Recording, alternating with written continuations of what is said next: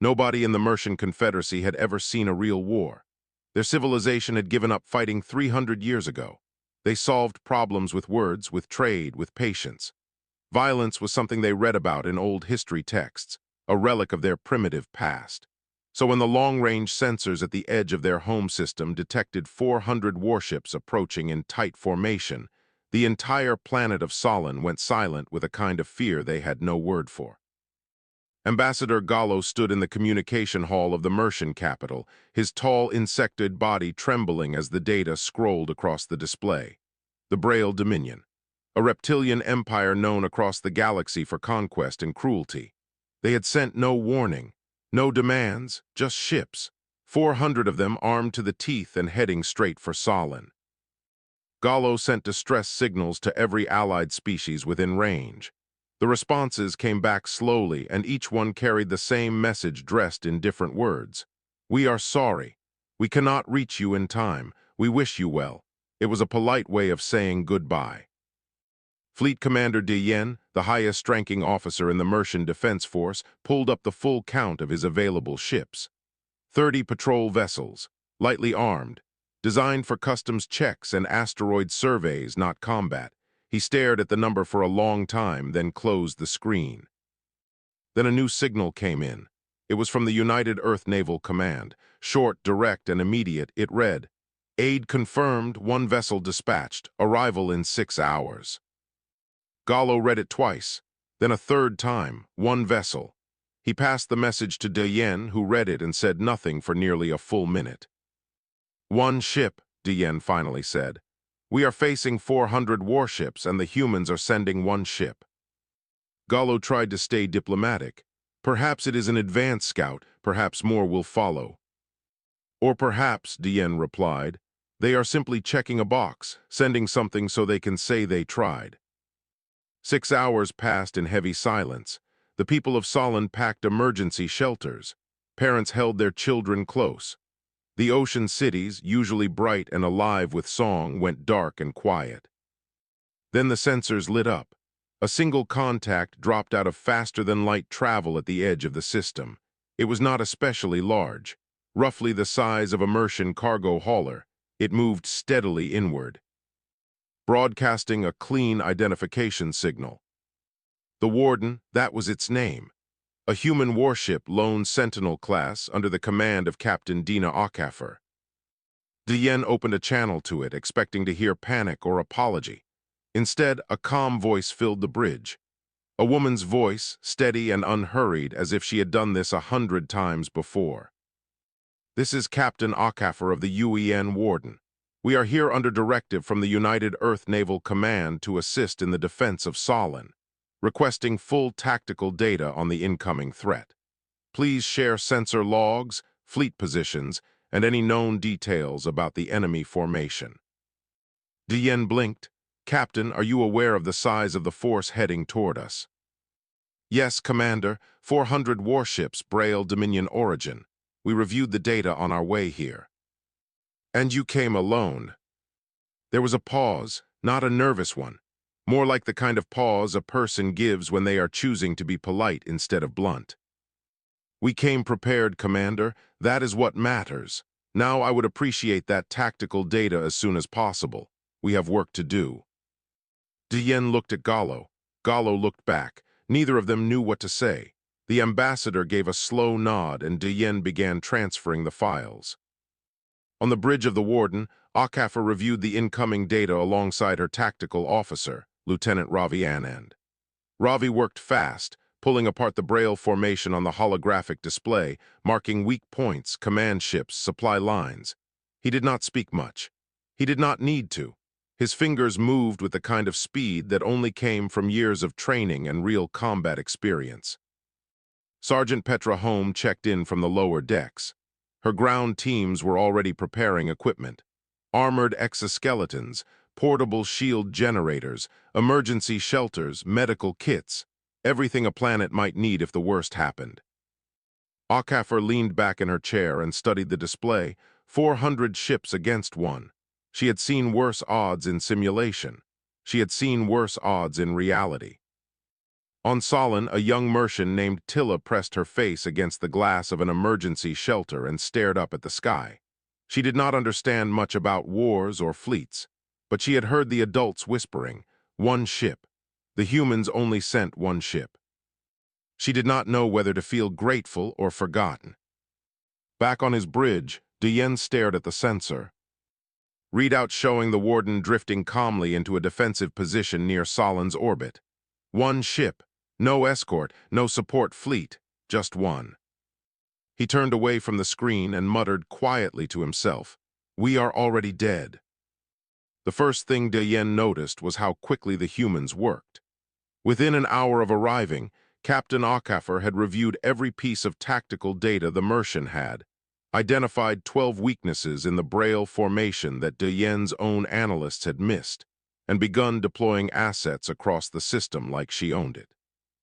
"I would like permission to release survey drones," Okafor said over the comms channel, her voice as calm as it had been from the very beginning.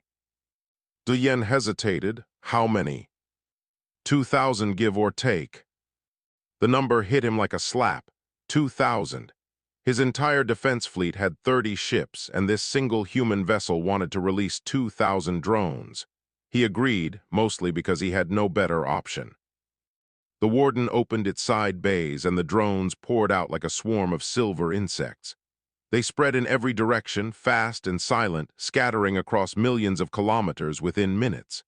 Each one was small, barely the size of a Mercian shuttle pod, but each one carried weapons, sensors, electronic warfare packages, communication relays.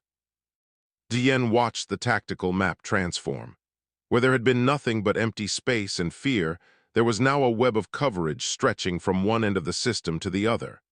Every asteroid, every moon, every corridor the Braille might use was now watched, mapped, and armed. His communications officer turned to him with wide eyes. "Commander, each of those drones is operating independently. No central control lag. They are thinking for themselves." Diane felt something cold settle in his chest. Not fear of the Braille anymore, something else. A slow, creeping realization that he had deeply misunderstood what the humans had sent. He opened a private channel to Ambassador Gallo. "I think we need to talk about this ship." Gallo was already watching the drone deployment from the capital. "I see it," he said. "What is it?" "I do not know, but it is not just a ship." That evening, Gallo visited the Warden in person. He docked his diplomatic shuttle at the human vessel's port and stepped aboard with 2 aides. What he found inside was nothing like what he expected. The Warden was not a warship in the way the Mercian understood warships. It was a factory, a command center, a hospital, and an arsenal all compressed into one hull. Fabrication bays lined the lower decks, capable of printing replacement drones, weapons, and even structural parts mid-battle. The medical wing could treat hundreds of patients. The armory held enough equipment to outfit a small army for ground combat. Okafor met him in the briefing room. She stood with her hands behind her back, a short woman with close-cropped hair and steady dark eyes. She did not smile, but she was not cold either. She simply looked like someone who had done this many times before. "Ambassador, welcome aboard." Gallo lowered his head in greeting. "Captain, I must ask you something directly." "Go ahead." "Why did your people only send one ship?" Okafor studied him for a moment. Then she pulled up a display showing the Warden's full specifications. Weapons systems, drone capacity, fabrication output, electronic warfare range, power generation, shield layers. The list went on and on, scrolling past like a document that had no end. "The Warden is a lone Sentinel-class warship," she said. "It was designed for exactly this situation. One ship operating alone in defense of an allied system. No fleet required. No supply chain needed. Everything we need we carry or we build." Gallo stared at the display. "This is one class of ship." "One of several, but yes. This is what we built when we realized that the galaxy is too large for fleets to always arrive in time. Sometimes one ship is all that can get there, so we made sure one ship would be enough." Gallo was quiet for a long time. Then he asked a question that had been sitting in the back of his mind since the distress signals went unanswered. Other species ignored our call for help. They said they could not reach us in time. Could they have? HFY did not answer directly. She simply said, "We were farther away than most of them." That answer told Gallo everything he needed to know. Back on the bridge, Ravi updated the tactical map. The Braille Armada was now within long-range sensor distance. 400 ships moving in a tight arrowhead formation. Standard Braille doctrine. Aggressive, direct, designed to overwhelm through sheer numbers. They were not subtle. They did not need to be. In every previous campaign, raw force had been enough. The Warden's communication array intercepted a broadcast from the lead ship. War Chief Sokken's voice filled the channel, deep and rasping, transmitted on an open frequency so that everyone in the system could hear it. "People of Solon, you have no fleet, you have no weapons, you have no allies worth mentioning. Surrender your world and your resources, or we will take them from your ashes. You have 12 hours.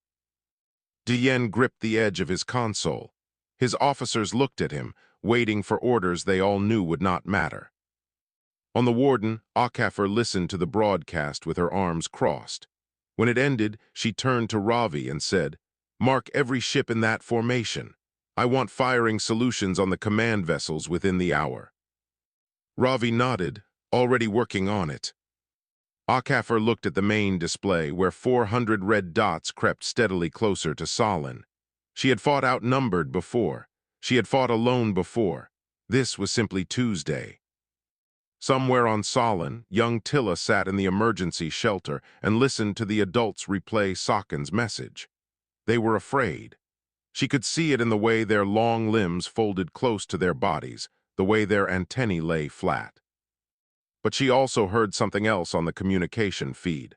A human voice, calm and clear, giving orders.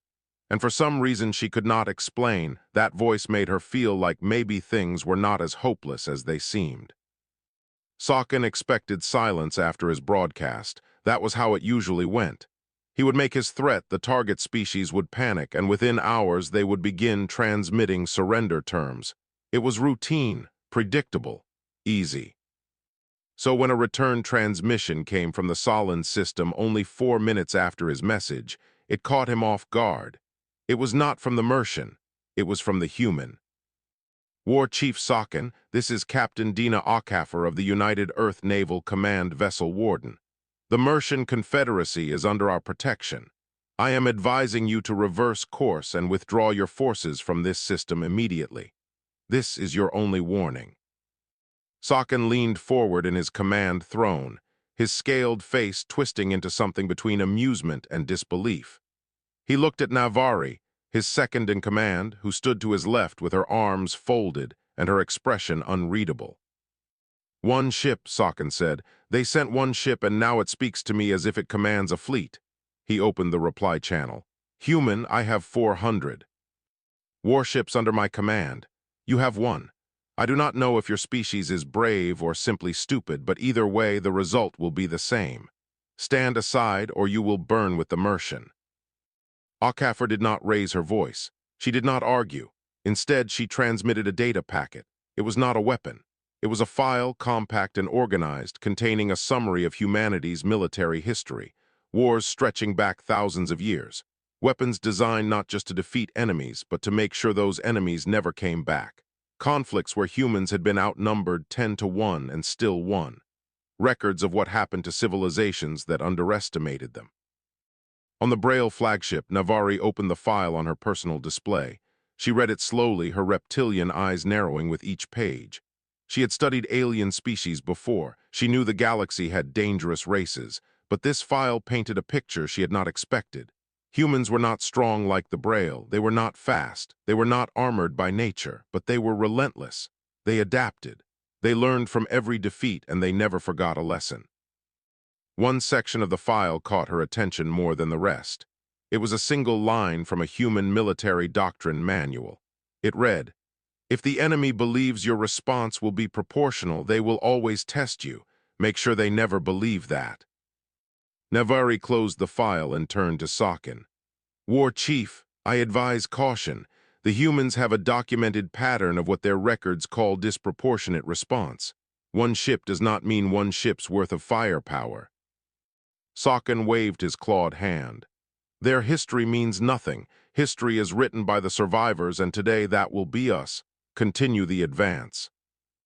Navari said nothing more.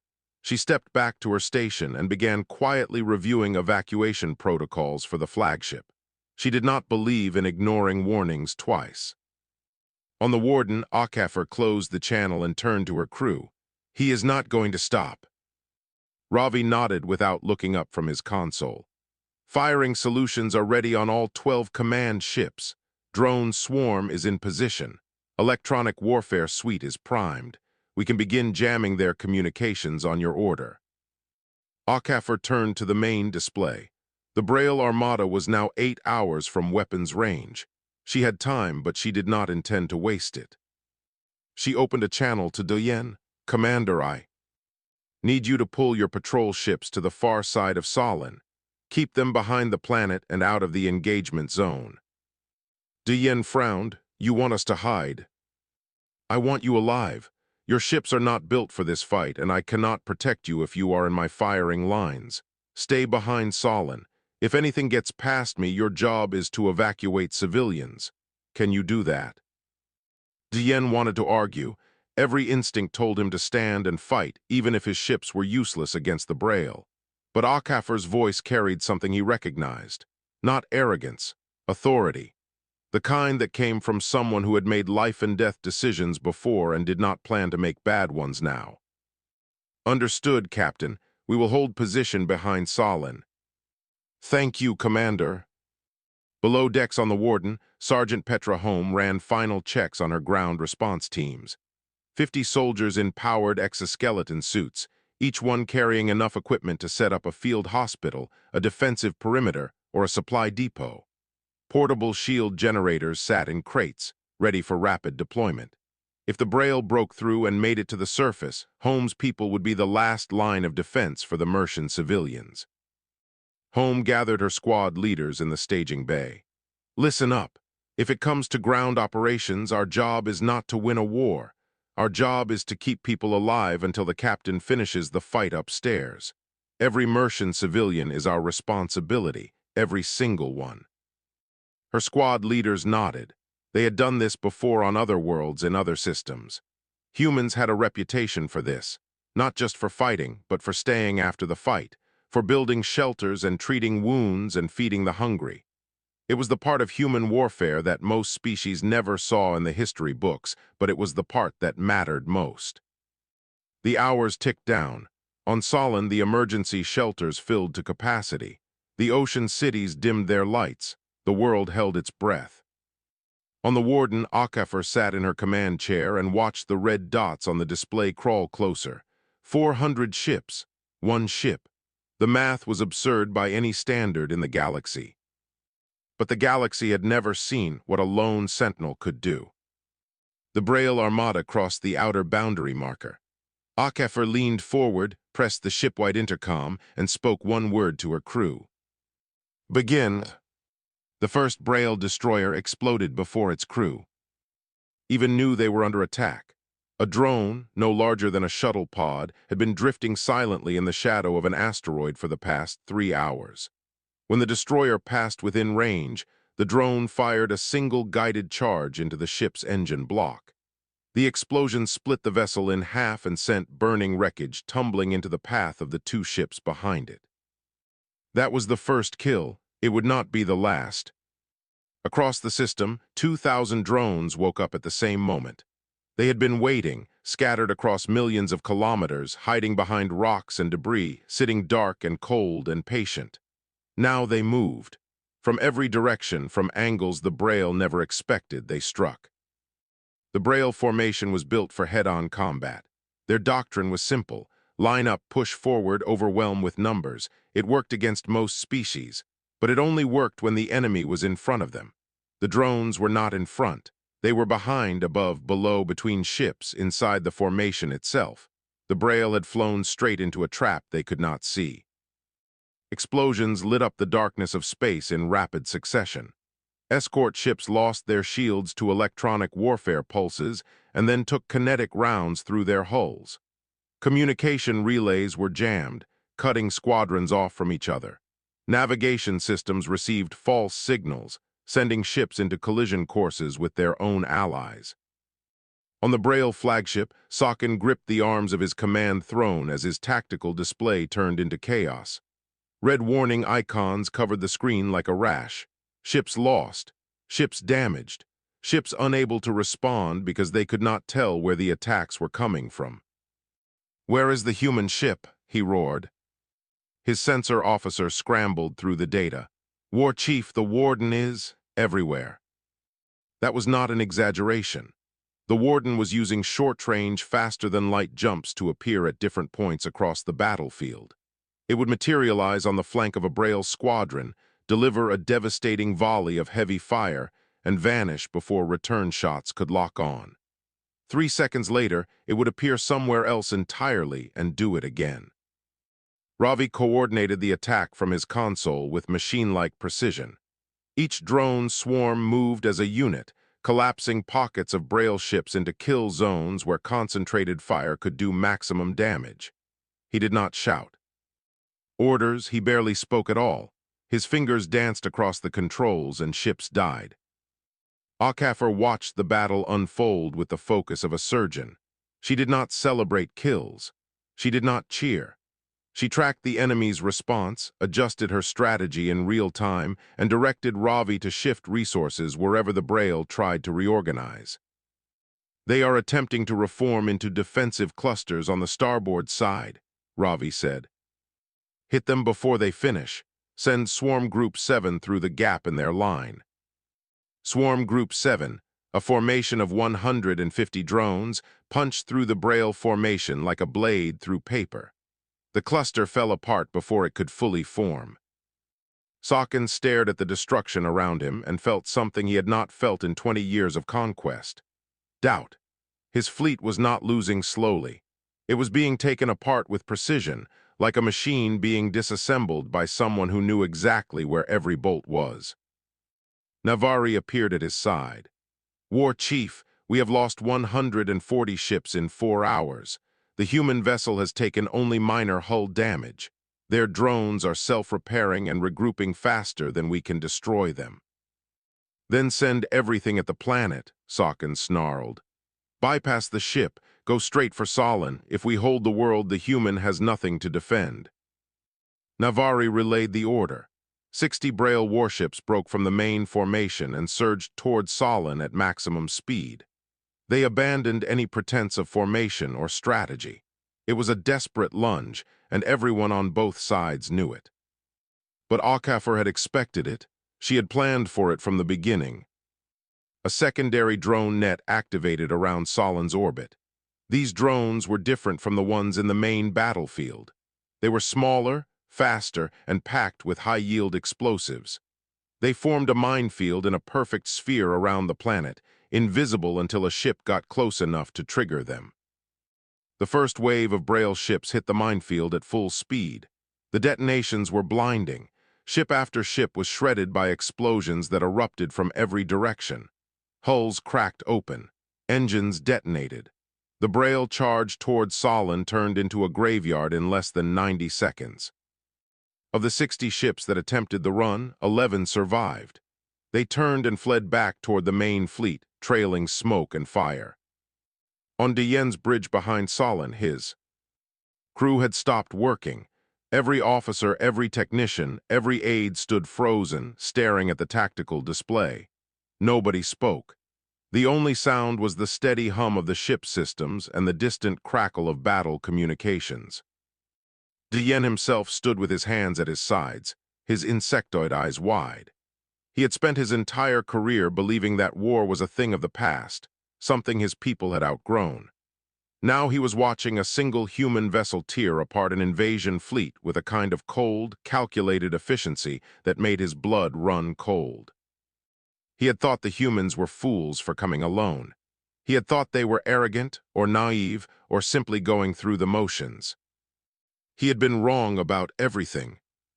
4 hours into the battle, the Braille armada of 400 ships was down to 260.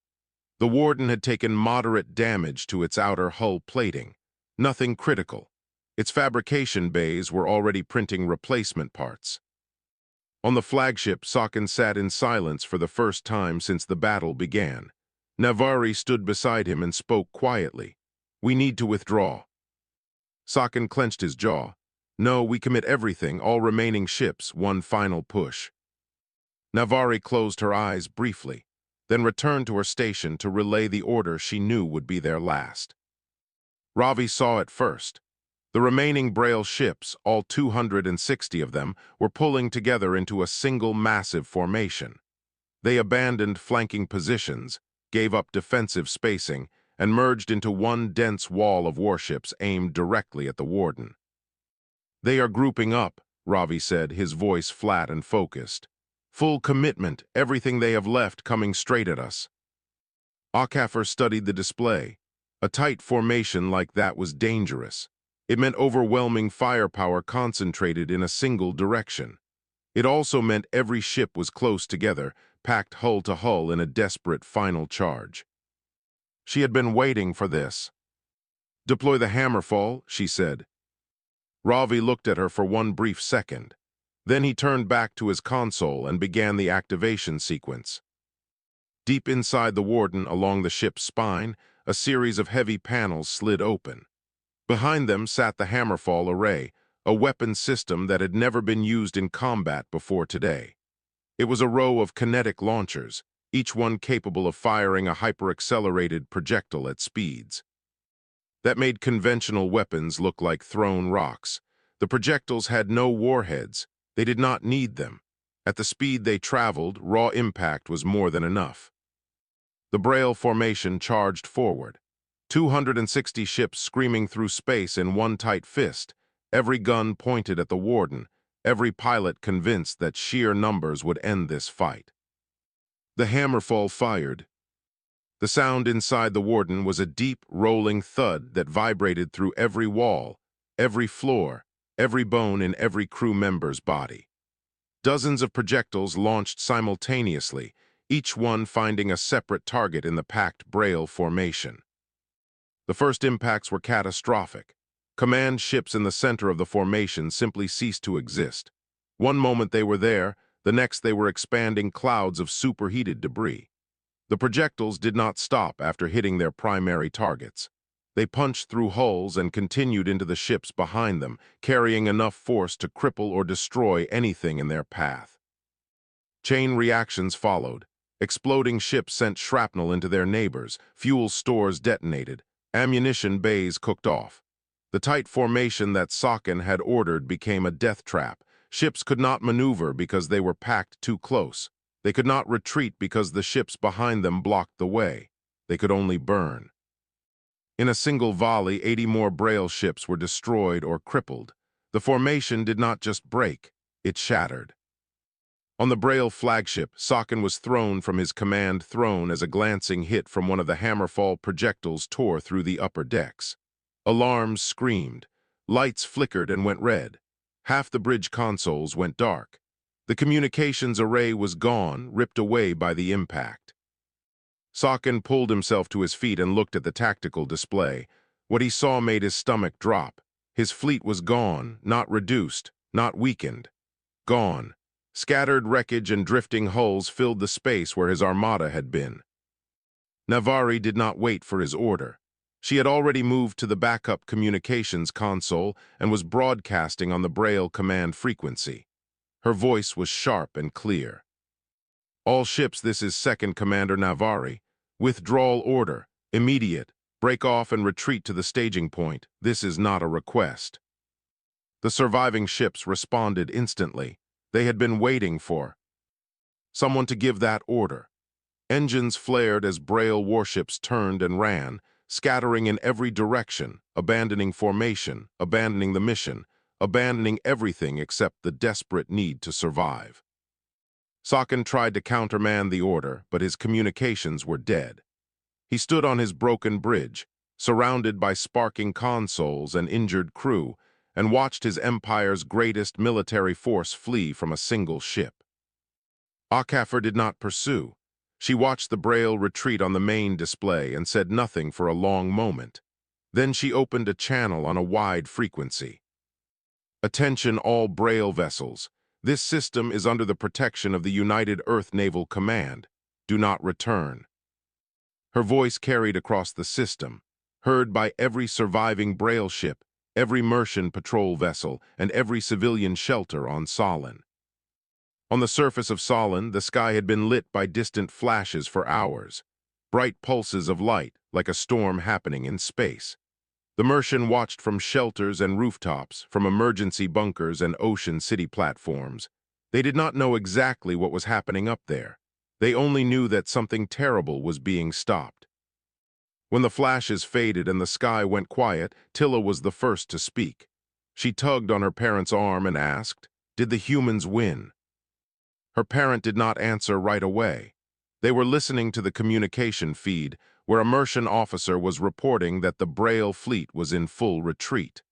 The voice was shaking, but not with fear, with something else entirely. "Yes," her parent finally whispered, "I think they did." Petra Home did not wait for the battle to officially end. The moment it was clear that no Braille ships were reaching the surface, she launched her ground teams. Drop pods hit the surface near the most heavily populated areas. Her soldiers set up medical stations, distributed food supplies, activated portable shield generators over damaged structures, and began helping the Mercian emerge from their shelters. One Mercian elder approached a human soldier outside a shelter in the coastal district. The elder was tall and thin, with trembling antennae and eyes that looked like they had been crying for hours. The soldier was a young woman in an armored exoskeleton, carrying a crate of medical supplies. The elder said, "You came for us, you did not have to." The soldier set down the crate, looked the elder in the eyes and said, "Yeah, we did." On the warden, Akafir finally allowed herself a slow breath. The battle was over. The Braille were running. Solon was safe. She looked at the damage reports scrolling across her screen. The ship would need repairs, but nothing it could not handle on its own. Gallo's voice came through the comms, quiet and full of something that sounded like awe. "Captain, how do we repay this?" Akafir leaned back in her chair.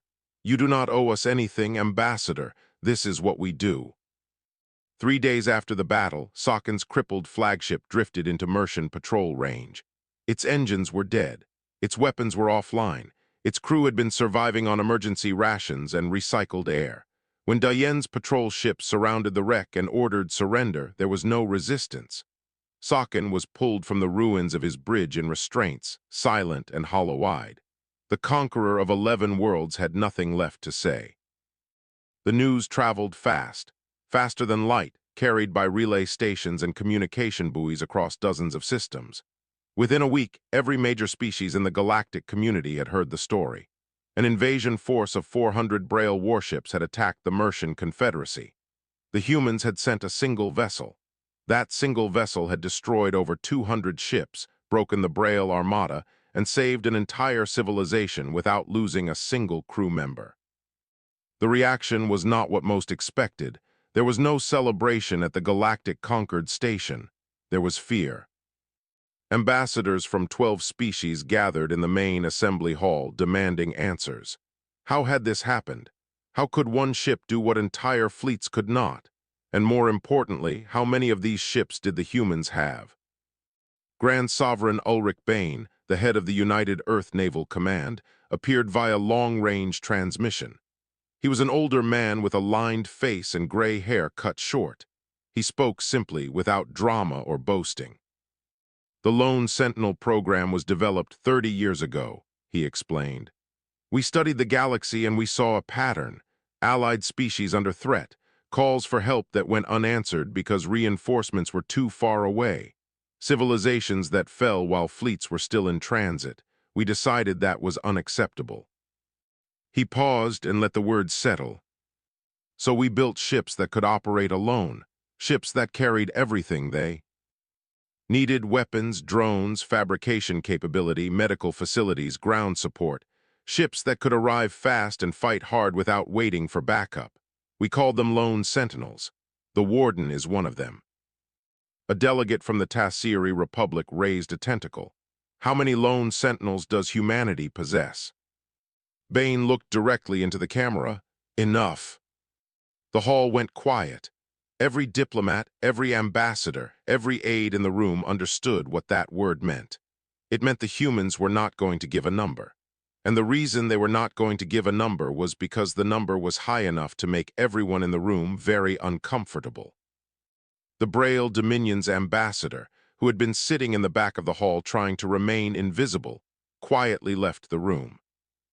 On Solon, the recovery was already underway. Petra Holmes' ground teams had been working around the clock since the battle ended. Shelters were rebuilt.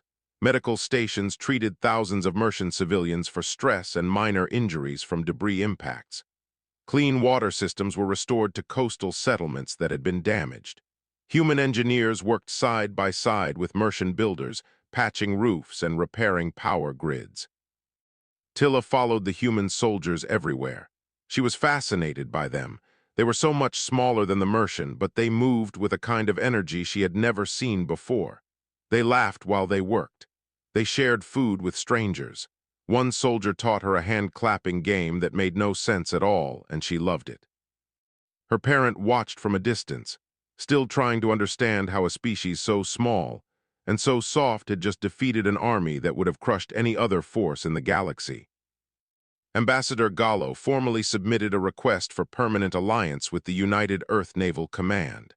The document was long and carefully worded, full of diplomatic language and mutual obligations.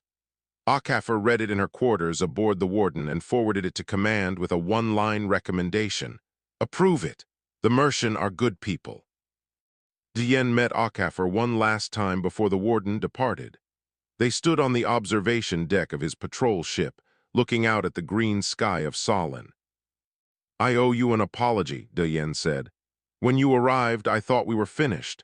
I thought your people had sent a token gesture, a single ship to ease their conscience. Akaffer looked at him, and now. Diane made a sound that was the Mercian equivalent of a rueful laugh. Now I think I have never been more wrong about anything in my life.